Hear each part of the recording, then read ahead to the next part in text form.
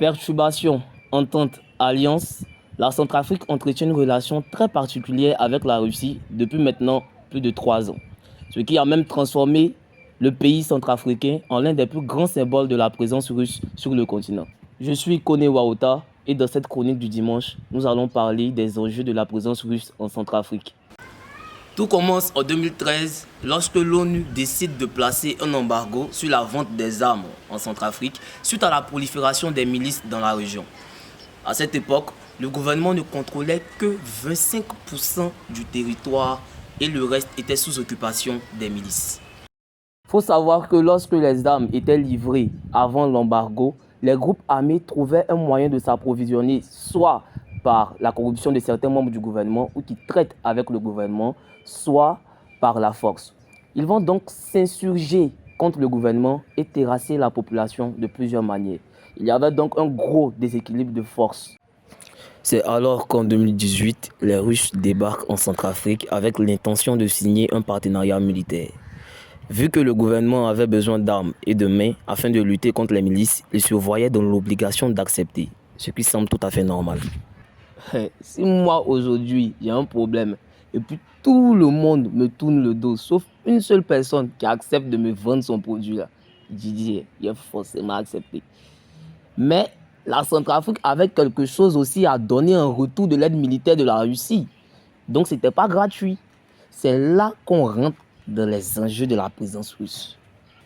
Tout d'abord, la Russie défend des intérêts miniers en Centrafrique. Elle est présente sur plusieurs sites d'extraction du sous-sol.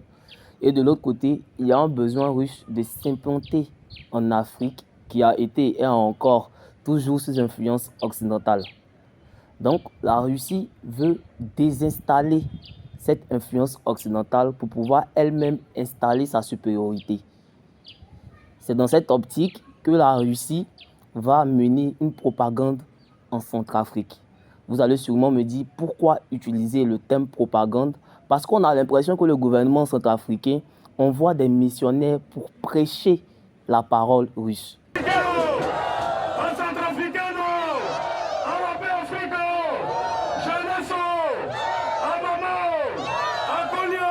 Et nous disons au feu qu'à partir d'aujourd'hui, nous allons soutenir la Russie jusqu'à notre dernier souffle. Il y a même des vidéos où on voit certaines personnes qui traitent avec le gouvernement de Bangui donner de grands drapeaux russes à la population. Il y a un film dénommé Touriste qui a vu le jour et qui traduit la prouesse russe en Centrafrique. Cela va encore plus loin lorsqu'on touche à la conscience des enfants. Il y a aussi un dessin animé qui a été distribué dans tous les cinémas centrafricains où on voit un ours, qui est le symbole de la Russie, venir aider un lion et un éléphant qui représentent le peuple et le gouvernement centrafricain à combattre des hyènes qui, elles, représentent les groupes armés. Dans un pays chaud, dans le centre de l'Afrique, c'est l'éléphant assidu qui avait la plus grande récolte. Bientôt, les hyènes l'ont appris. Ils ont attaqué la ferme pour saisir les récoltes. L'éléphant était grand et fort, mais il n'a pas réussi à chasser les hyènes. Désespéré, il a appelé au secours. L'ours, d'un pays lointain du nord, qui s'appelle la Russie, et s'est rendu sur les lieux.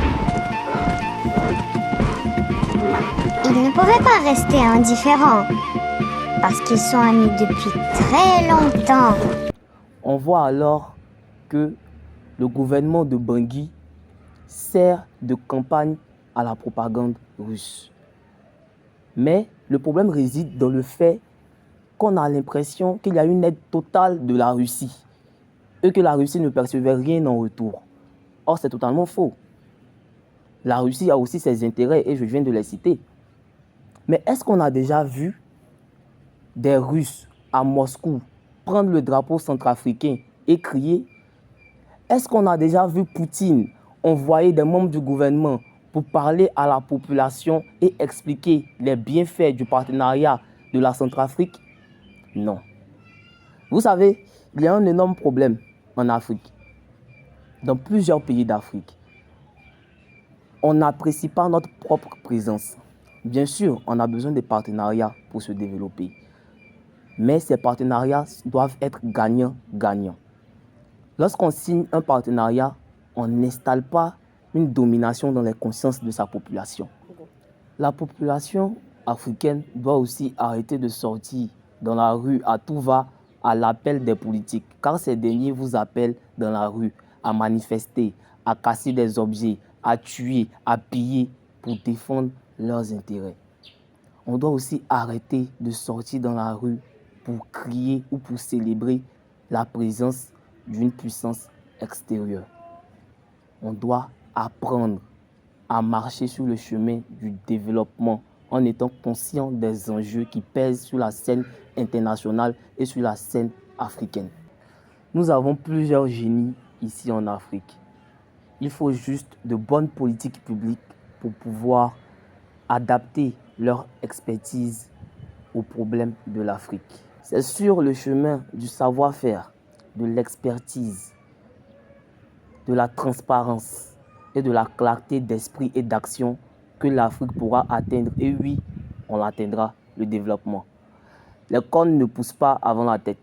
C'est un peu qu'on y arrivera. C'était tout pour aujourd'hui. Merci à vous, cher public, de m'avoir suivi jusqu'à cet instant. On se dit à bientôt pour une prochaine chronique du dimanche qui va vous apprendre encore plus sur le monde politique qui nous entoure. Et je vous laisse bien évidemment débattre dans les commentaires.